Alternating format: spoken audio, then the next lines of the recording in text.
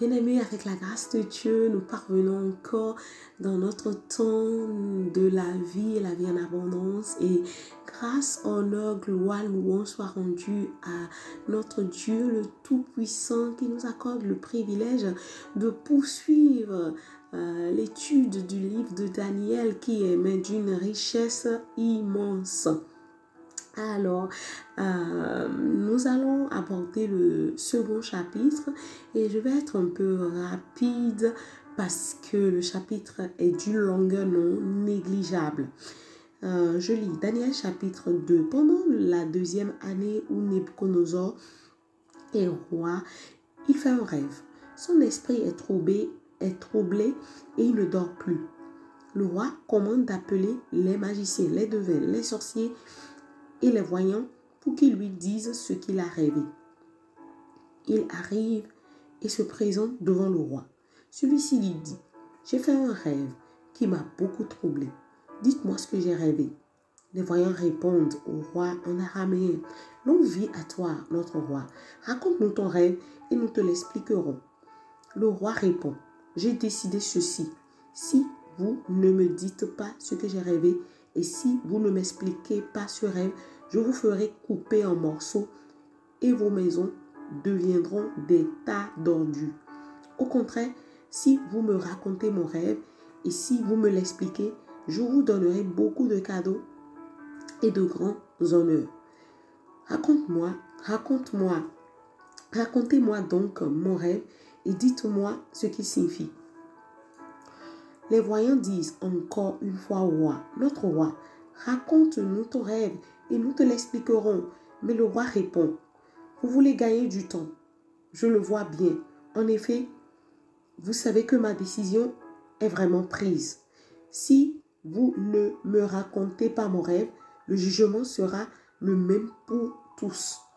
Vous vous êtes mis d'accord pour me dire des paroles fausses et des mensonges. Vous attendez que la situation change. Or, je veux que vous me racontiez mon rêve. Ainsi, je saurai que vous pouvez l'expliquer. Les voyants répondent, notre roi, personne sur la terre n'est capable de donner la réponse que tu demandes. Et aucun roi, même grand et puissant, n'a jamais demandé une chose pareille à un devin, un magicien ou un voyant. Ce que tu demandes est difficile et personne ne peut te donner la réponse sauf les dieux. Mais ils n'habitent pas parmi les humains. Alors le roi se met dans une colère violente et il commande de faire mourir tous les sages de Babylone. La décision du roi devient officielle et les sages doivent être mis à mort. On cherche aussi Daniel et ses amis pour qu'ils soient tués. Archoc, le chef des gardes du roi, est en route pour tuer les sages de Babylone. Daniel, lui, parle avec sagesse et prudence. Il dit à Archoc, officier du roi, le roi a pris une décision très dure. Pourquoi donc? Archoc lui explique ce qui s'est passé. Daniel va tout de suite trouver le roi. Il lui demande de lui laisser un peu de temps pour pouvoir lui expliquer son rêve. Daniel rentre chez lui, raconte ce qui s'est passé à ses amis Anania, Michaël et Azaria. Il leur demande, priez le Dieu qui est au ciel pour que dans sa bonté, il nous fasse connaître ce rêve mystérieux. Ainsi, nous ne mourrons pas avec les autres sages de Babylone. Alors, pendant la nuit, une vision fait connaître à Daniel le sens du rêve mystérieux. Et Daniel se met à chercher la louange, à chanter la louange du Dieu qui est au ciel. Il dit, chantons la louange de Dieu en tout temps. La sagesse et la puissance sont à lui. C'est lui qui transforme les temps et les événements. C'est lui qui renverse les rois et qui les établit. Il donne la sagesse aux sages et la connaissance à ceux qui sont capables de comprendre. C'est lui qui fait connaître les secrets les plus difficiles. Il sait ce qui est caché dans la nuit et la lumière brille auprès de lui. Toi, le Dieu de mes ancêtres, je te remercie et je chante ta louange. Tu m'as donné la sagesse et la force. Tu m'as fait connaître ce que nous t'avons demandé. Oui, tu nous as fait comprendre ce qui inquiète le roi. Ensuite, Daniel va chez Arjoc qui doit faire mourir les sages de Babylone sur l'ordre du roi. Il entre et lui dit, ne fais pas mourir les sages de Babylone. Conduis-moi devant le roi et je lui expliquerai son rêve. Aussitôt, Arjoc conduit Daniel auprès du roi et il lui dit, mon roi, parmi les exilés de Juda, j'ai trouvé un homme qui peut t'expliquer ton rêve. Le roi demande à Daniel, appelé aussi Belteshazzar, est-ce que tu peux me raconter le rêve que j'ai fait, que j'ai eu et me l'expliquer? Daniel lui répond, mon roi, aucun sage, aucun magicien, aucun devin, aucun de ceux qui lisent dans les étoiles n'est capable de raconter le rêve mystérieux que tu demandes d'expliquer. Mais dans le ciel, il y a un Dieu qui donne l'explication des mystères. Roi Nebuchadnezzar, c'est lui qui te fait connaître ce qui arrivera plus tard. Voici ce que tu as vu en rêve pendant que tu dormais. Quand tu t'es couché, mon roi, tu t'es mis à penser à ce qui arrivera plus tard. Et celui qui donne l'explication des mystères t'a fait connaître cela. J'ai reçu l'explication de ton rêve mystérieux. Pourtant, je ne suis pas plus sage qu'un autre. Mais il faut bien que quelqu'un t'explique le sens de ton rêve et que tu connaisses aussi ce qui trouble ton esprit. Mon roi, voici ce que tu as vu dans ton rêve. Une statue était devant toi. Elle était immense, très brillante et elle faisait peur. Sa tête était en or fin, sa poitrine et ses bras en argent, son ventre et ses cuisses en bronze. Ses jambes étaient en fer et ses pieds étaient moitié en fer et moitié en terre cuite. Tu étais en train de regarder la statue. Tout à coup, une pièce s'est détachée toute seule d'une montagne. Elle est venue frapper les pieds en fer et en terre cuite de la statue et elle les a écrasés. Alors, elle a écrasé ensemble le fer, la terre cuite, le bronze, l'argent et l'or. Ils sont devenus de la poussière qui s'est envolée comme la paille s'envole au moment où on bat les grains. Le vent les a emportés sans laisser de traces. Et la pierre qui a frappé la statue est devenue une grande montagne qui a rempli toute la terre. Voilà ce que tu as vu en rêve, mon roi. Maintenant, voici le sens de ce rêve. Tu es le plus grand de tous les rois. Le Dieu qui est au ciel t'a donné le pouvoir royal, la puissance, la force et l'honneur. Il a placé sous ton autorité les êtres humains, les animaux et les oiseaux. Partout ils habitent. Il t'a établi comme maître sur eux tous. La tête en or, c'est toi. Un autre royaume moins puissant que le tien viendra après toi. Puis un troisième royaume représenté par le bronze s'étendra sur toute la terre. Un quatrième royaume dur comme le fer viendra ensuite. Le fer casse tout.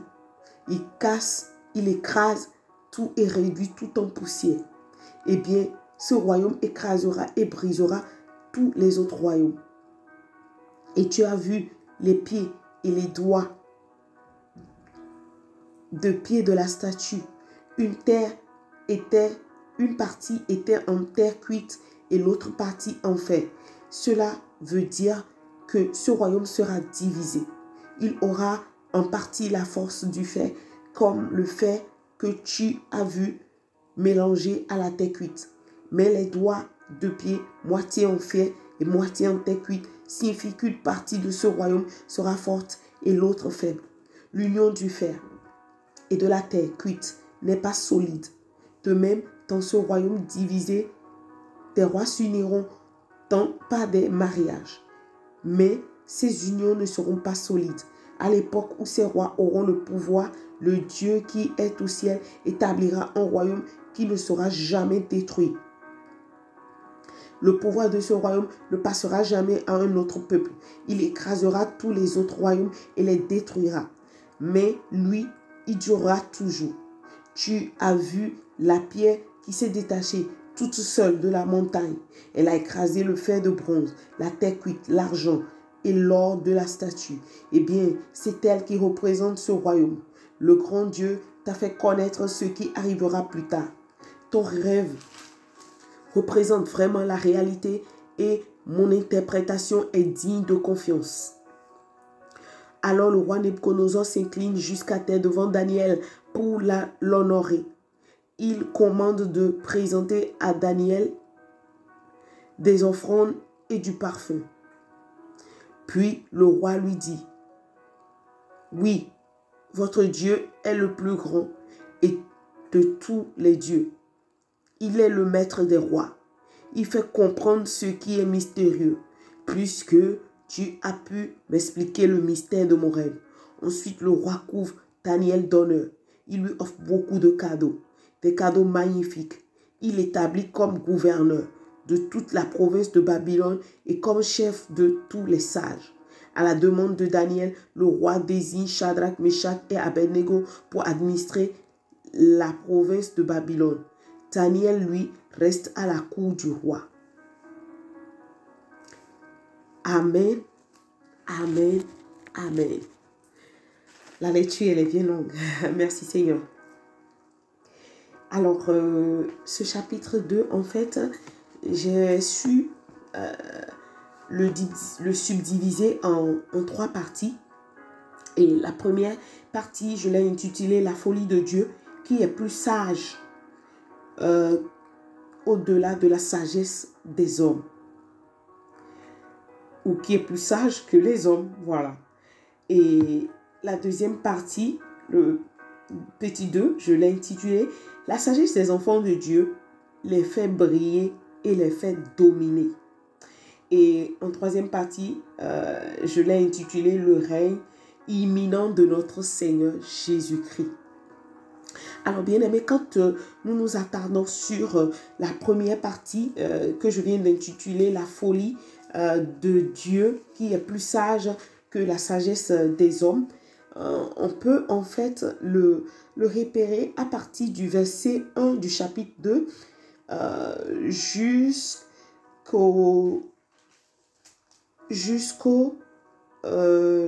verset 25. Jusqu'au verset 25. Et je l'ai nommé la folie de Dieu, voilà, parce que ce qui s'est passé en réalité est anormal. Selon le droit, on aurait pu dire que c'est illégal. Qu'il vous souvienne que au temps du roi Saül, avant que Dieu ne donne le roi au peuple israélite selon leur demande, Dieu a bien signifié à Samuel que ce n'était pas du tout de sa volonté parfaite que son peuple ait un roi à sa tête. Mais sur leur insistance, et parce que Dieu aussi est un Dieu, hein? Il est le Dieu, pardon, de la volonté parfaite et aussi le Dieu de la volonté permissive, il a permis cette demande. Et à la suite de cette demande, quand je considère en fait ce chapitre 2, moi, j'intitule entièrement le chapitre là, je peux le titrer « La feuille de route des gouvernements de la terre ou des autorités de la terre ». Et on voit en fait que le Seigneur a permis au roi d'avoir en fait un rêve qu'il devait absolument oublier au point d'avoir besoin du peuple de Dieu. Et nous avons déjà, en décortiquant le premier chapitre la semaine dernière, parlé selon ce que l'Esprit de Dieu a retenu notre attention pour le fait que nous devons consacrer notre vie. Et bien aimé, quand on parle de la consécration, ça ne concerne pas uniquement les pasteurs, les prophètes et autres. Non. La consécration est obligatoire. Je ne vais pas dire obligatoire parce que Dieu ne force personne. Il est le Dieu qui nous a doté du libre arbitre, qui nous laisse faire comme on veut. On va lui rendre compte en son temps selon sa volonté. Enfin, selon ce qu'il a prévu. Bref. Mais retenez, chers frères et sœurs, qu'il est nécessaire pour tout enfant de Dieu de se consacrer. Et la consécration qu'il nous faut, ça commence d'abord à savoir garder notre cœur pour pouvoir cultiver une relation sincère et vraie avec le Seigneur. Et c'est à partir de cette relation que Dieu nous connaît. C'est vrai que nous donnons notre vie au Seigneur pour être sauvés. D'accord? C'est comme tout enfant qui a droit au nom de la famille de son papa, à sa naissance. Et quand nous ne sommes pas un enfant bâtard et que nous sommes un enfant légitime en Christ Jésus, nous avons Dieu pour Père et Christ Jésus pour notre grand frère. Mais au-delà de ça, chers frères et sœurs, la consécration nous est nécessaire. Et c'est elle, en fait, la sagesse qui nous fera briller et nous fera dominer. Je vous l'expliquerai dans la deuxième partie. Donc, pour rester entièrement dans la première partie, on voit que Dieu est le Dieu qui peut permettre tout et n'importe quoi en même temps. Parce qu'il a un objectif. Et quand il se fixe cet objectif, il est libre d'utiliser qui il veut. Vous avez vu, il a utilisé le premier, le plus grand roi. Et c'est d'ailleurs en lisant que j'ai compris que oui, Salomon était en fait le roi, le premier roi, le plus riche, qui n'en aura jamais pareil, selon la parole de Dieu. Mais le roi Nebuchadnezzar ici, c'est le seul grand roi, l'unique grand roi de tous les siècles jusque-là. Parce que dans la vision, il a été distingué à travers la statue comme la tête d'or. Donc, cet homme, en fait, pour moi, avait en fait une relation avec Dieu. Pour autant, Dieu a choisi de l'utiliser pour montrer, en fait, pour lui montrer que sans lui, Dieu, ce roi-là n'est rien. Et sans lui, Dieu, même ces sujets qui sont les devins, les astrologues et autres, ne peuvent absolument rien pour lui. Du coup, la solution, les réponses, les attentes des rois, des présidents, aujourd'hui, dans les nations, dans les peuples, dans les continents, parmi les peuples, dans les continents, dans les races, dans les familles, la lumière viendra des enfants de Dieu. Vous entendez très bien? La lumière viendra des enfants de Dieu. D'où l'importance de notre consécration. Sans cette consécration, notre lumière ne peut pas briller. La Bible dit que le monde attend la révélation ardente des enfants de Dieu que nous sommes. Et cette consécration aura plus sa puissance lorsque nous cultivons plus l'amour de Dieu.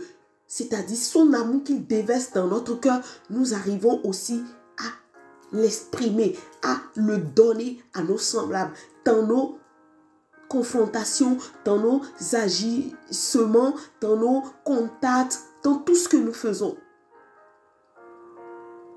Et l'entièreté de ça est en fait Christ Jésus. Il doit être vu. C'est le moment.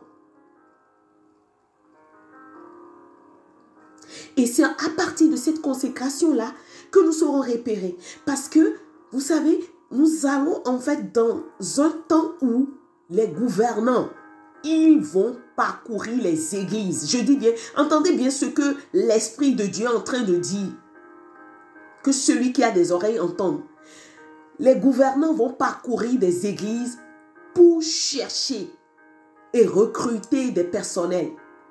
Parce que ceux qui sont avec eux n'auront pas la solution aux problèmes que Dieu va présenter au monde, tout simplement pour révéler la gloire de son église avant l'enlèvement. Vous allez me dire, mais comment est-ce qu'elle le sait? Je ne vais pas m'étaler ici de ma relation avec Dieu en ligne. Cela m'est intime. Mais je suis en train de vous dire des choses dont j'ai la conviction.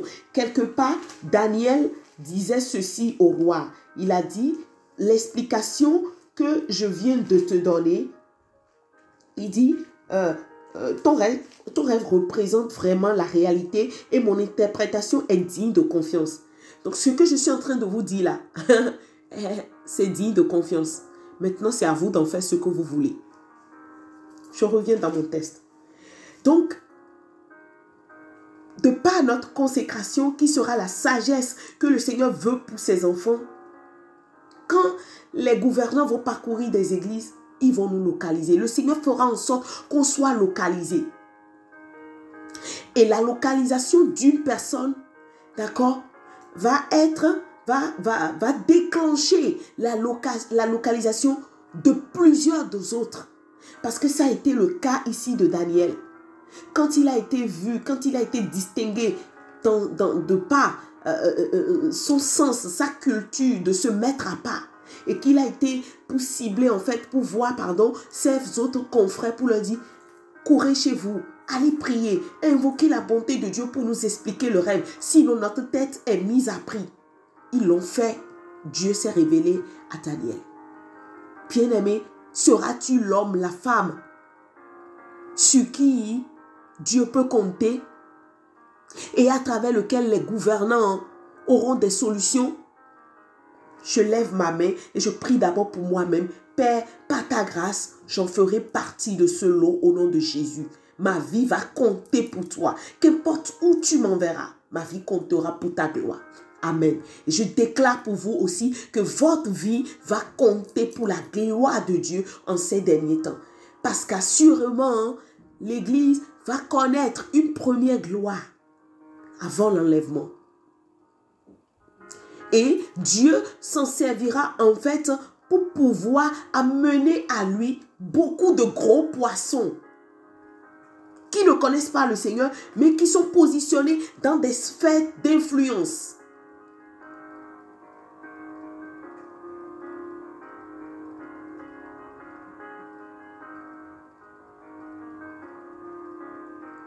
Et quand ce serait le cas, nous n'aurons pas droit à l'erreur. Et c'est là où notre consécration nous sera bénéfique. Parce qu'ils vont nous piéger. La suite vous le dira.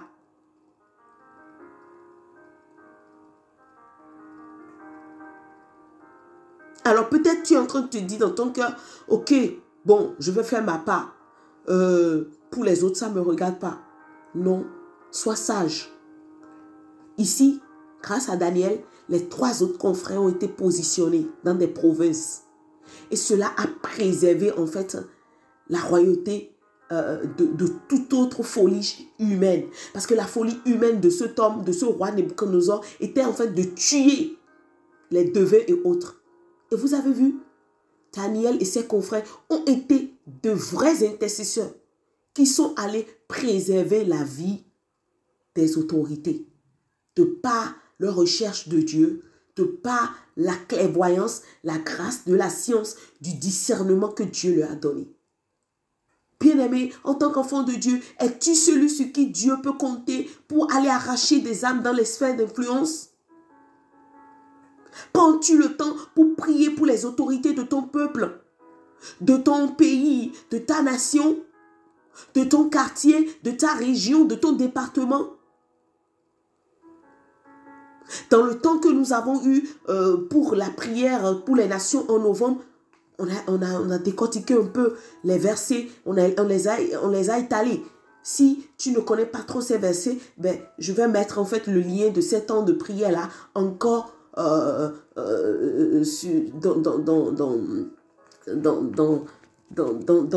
cet enseignement que vous pourrez lire en bas de la chaîne.